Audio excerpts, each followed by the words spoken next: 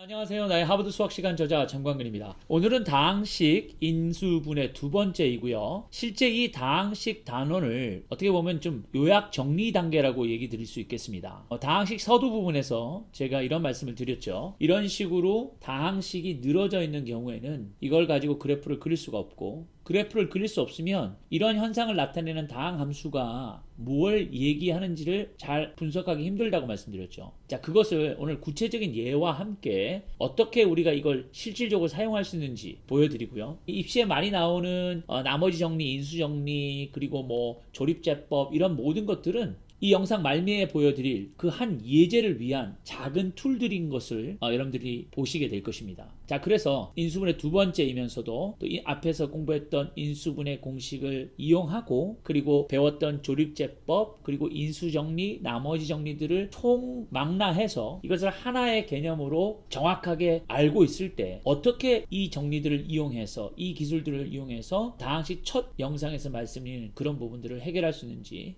여러분들과 함께 살펴보겠습니다. 자, 여기 한번 보시면요, 인수정리를 이용해서 3차 이상의 다항식 f of x를 인수분해할 때 f of alpha는 0을 만족시키는 알파의 값은 이거다. 뭐 이렇게 써 있으면요, 여러분들 막 너무너무 힘들죠, 그죠? 자, 이걸 풀어 해결해 드리겠습니다. 자, 한번 보십시오. 다항식 이것을 인수분해하시오 이러면서 여기에 조립제법으로 그 다항식의 인수를 찾은 것들을 보여드렸습니다. 자, 여러분, 요 앞에 있는 내용들, 요 두 가지가 무엇을 얘기하느냐면요, 여러분들 생각해 보십시오. 얘가요, 요렇게 인수분해가 되어졌습니다. 보이세요? 자, 그러면 여러분들 요거를 곱셈 정리를 이용해가지고 다 풀어 헤쳐볼까요? 자, 헤쳐보면 x-1과 x-2를 일단 곱하면 뭐 여러가지 것들이 나오죠. x제곱 마이너스 3x 플러스 2가 나오는데, 자, 여기 이 상수항 있죠? 이 상수항, 얘 두 개가 곱해져서 여기 2가 남았지요. 그 다음 마지막 단계는 여기다가 다시 여기 있는 x 플러스 3을 곱하는데요. 자, 보시면 이 상수만 좀 주목해 보십시오. 상수항만 2 곱하기 3이 돼서 이 6이 나오나요?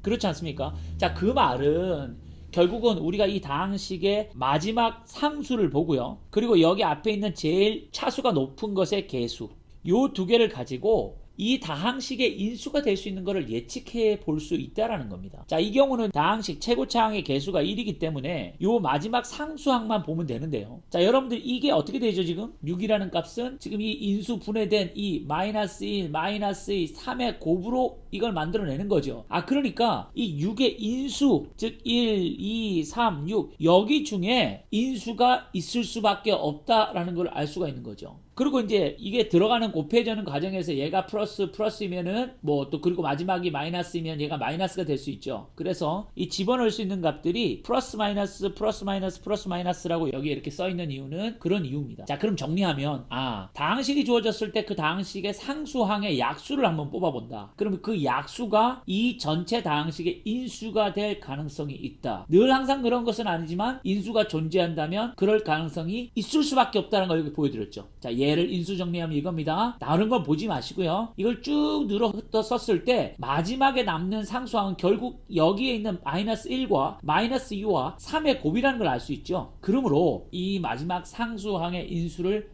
즉 약수를 생각해보면 어떤 값들이 이 다항식 전체를 0으로 만들어서 그것이 인수가 될 수 있는지를 확인해 볼 수 있다는 거죠. 그래서 이 조립제법을 할 때 보여드렸듯이 1과 0과 마이너스 7과 6을 뽑아내죠. 이런 x 3승의 개수고요, x제곱이 없으니까 0이라고 표현했고, x의 개수가 마이너스 7이고 상수항이 6입니다. 그래서 이렇게 1, 0, 마이너스 7, 6이라고 뽑아냈죠. 자, 그럼 어떻게 한다고요? 그렇죠. 6의 약수인 1, 2, 3, 6 중에서 제일 빨리빨리 확인하기 쉬운 것부터 확인하는 거죠. 그래서 이를 확인해 봤습니다. 이를 가지고 이 조립제법을 쫙 해봤더니 나머지가 0이네요. 그 말은 뭐라고 말씀드렸죠? 그렇습니다. 얘 x-1, 이 1은 어떻게 뽑는다 그랬죠? 이 항을 나누는 값을 0으로 만드는 x값이라고 했지 않습니까? 그러니까 이게 1이라는 얘기는 x-1이라는 녀석이 뭐다? 인수다. 그걸 알 수가 있죠. 얘가 나머지가 이게 0이 아니라 뭐 2나 마이너스 1이나 뭐 이런 게 있었다고 합시다. 그러면 1은 뭐죠? 인수가 아닌 거죠. 그 다음 뭐 하면 됩니까? 마이너스 1도 한번 해보는 거죠. 그 다음에 그것도 아니면 또 2도 해보는 거죠. 이런 식으로 해보면 이 다항식의 인수가 될 수 있는 x값들을, 즉 근이 될 수 있는, 솔루션이 될 수 있는 x값들을 찾을 수가 있고, 그러면 우리가 인수를 찾아낼 수 있다는 거죠.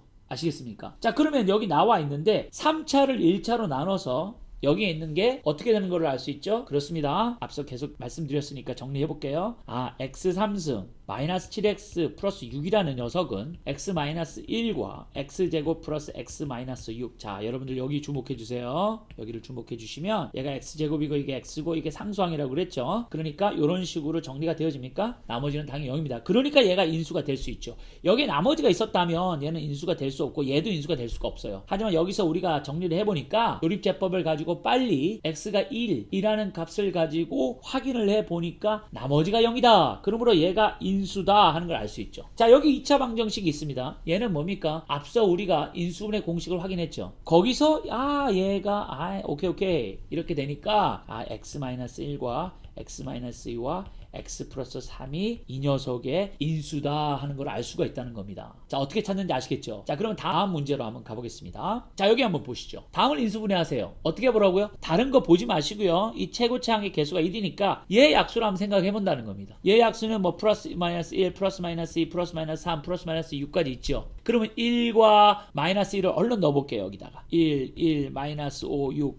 이거 0 아니네요. 그 말은 무슨 말이죠? x가 1이 근이 될 수 없다. 자, 이번에 x-1을 넣어보겠습니다. 이건 조립제법을 쓰는 것도 아니고요. 뭐를 지금 하고 있는 거냐면 인수 정리를 하고 있는 겁니다. 얘가 집어넣어서 0이 됐다는 얘기는 이 자체가 얘 근이 된다라는 걸 인수 정리를 가지고 우리 배웠죠. 그러니까 여기서 이제 하나씩 넣어서 x가 1이라는 값이 근이 되는지 x가 마이너스 1이 또 근이 되는지를 확인하는 거죠. 자, 이것도 나머지 정리랑도 같이 혼합되어 있는 상태입니다. 이번에는 마이너스 1을 여기다가 넣어봤어요. 여기 주어진 다항식에다가. 그랬더니 마이너스 1, 5, 마이너스 6 돼가지고 이거 0 아니네요. 그러니까 얘네 둘은 근이 될 수가 없다는 겁니다. 자, 그 다음에 x에다가 2를 또 넣어보니까 2의 3승 2의 제곱 마이너스 10 마이너스 6이니까 8, 4 마이너스 10 마이너스 6 이것도 0이 아니네요. 여러분들 아마 이렇게 질문하실 수 있을 겁니다. 선생님 이렇게 지금 뭐예요? 8개를 다 집어넣어야 됩니까? 맞습니다. 이런 아이디어가 없다면 사실 얘를 0 만들 수 있는 x값을 여러분 재수 없으면 평생 못 찾을 수도 있습니다. 아무거나 집어넣으면요. 그죠? 그러니까 이렇게 8개 정도를 집어넣어 봐서 x값에 얘를 0을 만드는지를 확인하는 과정은 뭐 그닥 그렇게 어려운 과정이라고 볼 수 없습니다.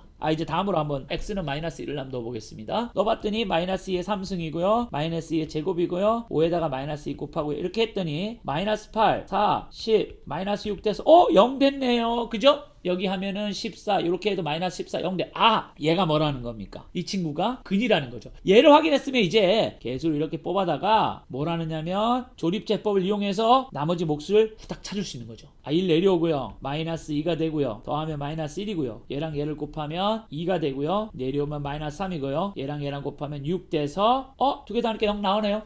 그러니까 얘가 뭡니까? 오케이. x 플러스 2 x제곱 마이너스 2x 마이너스 3이 뭐라는 겁니까? 얘를 인수로 정리하면 얘라는 거죠. 그러니까 이거는 2차 방식 이제 인수분해 공식을 써야 될 때가 됐지요. 그죠? 그러니까 x 플러스 2에다가 x 마이너스 3 x 플러스 1 이렇게 해서 얘가 얘의 인수가 다 정리됐다라는 것을 우리가 알 수가 있는 겁니다. 자, 이번도 마찬가지죠. 뭘 보라고요? 그렇습니다. 얘의 약수를 보라는 거죠. 플러스 마이너스 1, 플러스 마이너스 2, 플러스 마이너스 4. 얘는 훨씬 적네요. 얘는 6개만 한번 확인해보면 되겠네요. 자, 1을 한번 넣어볼까요? 이 x에다 1을 넣으니까 1의 4승은 1이죠. 2고 마이너스 5고 마이너스 5고 4. 이거 금방 되죠? x에다 1을 넣는 거니까. 그랬더니 뭡니까? 이거 0 됐네요. 아이고 만세. 그러면 조립제법으로 바로 들어갈 수 있습니다. 자, 여기다가 1, 2, 마이너스 5, 마이너스 2, 4 넣고요. x에다 1을 넣어봤더니 이 자체를 0으로 만들어서 우리가 뭘 알 수 있냐면 x1이라는 값이 얘 솔루션이다. 즉 근이다 하는 걸 알 수 있죠. 뽑았습니다. 뽑아냈고 이렇게 다시 썼어요. 자, 그럼 조립제법을 다시 이제 해볼게요. 1 내려오고요. 1, 3, 3, 마이너스 2, 마이너스 2, 마이너스 4, 마이너스 4, 어이구 0. 됐습니까? 자, 이번에는 또 얘를 가지고 이제 확인하는데 1이라는 게 얘의 솔루션인 걸 알았으니까 이제는 뭡니까? x-1을 한번 또 여기다가 확인해 볼까요? 마이너스 1을 한번 확인해 보겠습니다. 자, 1 내려오고 마이너스 1, 2, 마이너스 2, 마이너스 4. 아이고야 멋집니다. 또 0이 됐네요. 그 말은 뭡니까? 얘도 솔루션이다. 그래서 두 개의 근을 찾았기 때문에 x 플러스 1 x-1 얘가 뭐죠? 그쵸? x제곱 플러스 2x 마이너스 4라고 나오나요? 이 녀석이 앞서 주어진 x4승 플러스 2x 3승 마이너스 5x 제곱 마이너스 2x 플러스 4의 인수라는 겁니다. 보셨어요? 자, 그러면 뭐 여기서 또 근의 공식을 써가지고 요 두 개의 솔루션도 찾을 수 있겠지요. 그러면 결국은 우리가 근을 4개를 다 찾아버린 겁니다. 자, 그러니까 이렇게 봐가지고는 특별히 할 수 있는 게 없는데 얘로 인수를 정리하면 그래프가 어떻게 그려지는 거를 알 수 있다고요? 아유, 예.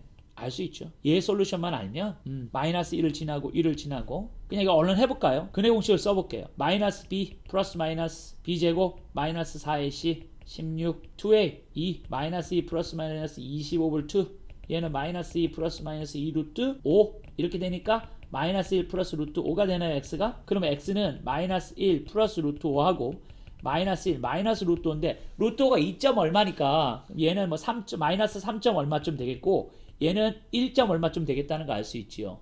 예, 그러니까 여기 조금 더 앞에 있겠고 여기에 뭐 있겠죠. 여기가 마이너스 1 플러스 루트 5겠고 여기가 마이너스 1 마이너스 루트 5라고 하면 그래프 어떻게 그려진다고요? 4차 오케이 내려와 올라와 내려와 다시 올라가.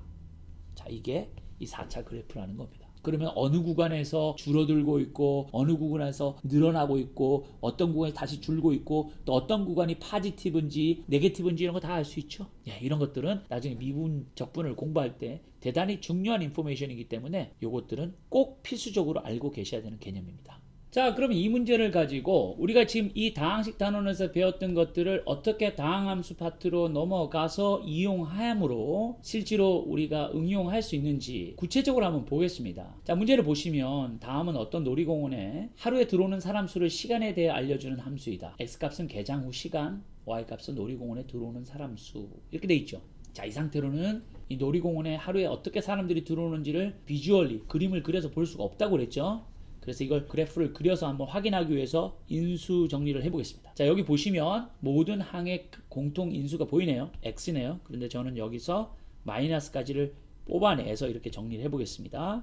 그랬더니 이런 식으로 정리가 되어지네요. 그런가요? 확인해 볼까요? 이렇게 하면 이렇게 그죠? 다 나오죠? 예, 됐습니다.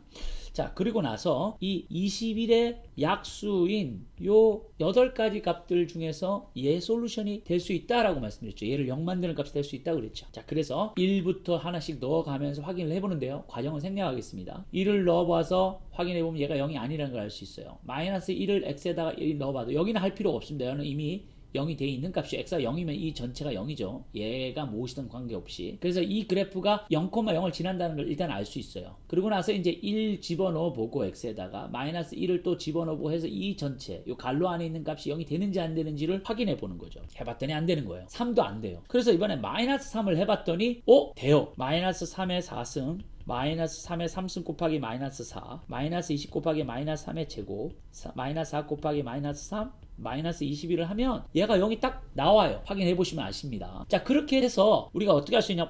야, 그러면 좋아. 이제는 조립제법을 사용해서 나머지 인수를 찾아야 되는 어떤 단계가 온 거죠. 자, 여기서 x가 마이너스 3일 때 0이 됐으니까 그죠? 여기서 마이너스 3을 가지고 조립제법을 이제 해보는 거죠. 보이십니까? 네. 그러면 이제 여기서 어떻게 되느냐? 1 내려오고요. 마이너스 3, 마이너스 7 되죠? 21, 1 되고 마이너스 3, 마이너스 7, 21, 5, 0 나왔네요. 보이세요? 그죠? 그러니까 여기서 우리가 이 친구가 1, 마이너스 7, 1, 마이너스 7이라는 녀석이 얘랑 얘를 곱하면 얘가 된다라는 걸 알 수 있죠. 근데 얘가 4차입니다. 5차를 1차로 나눴으니까 4차죠. 좀 더 해봐야 될 것 같지요. 그래서 이번에 7을 다시 한번 해봤습니다. 왜? 여기 지금 우리가 이거 안 되는 거 확인했고요. 요거 확인했습니다. 플러스 3은 안 됐고 마이너스 3은 됐죠. 그러니까 7을 한번 해보는 거죠. 그럼 1 내려오고 7, 0, 0, 1, 7.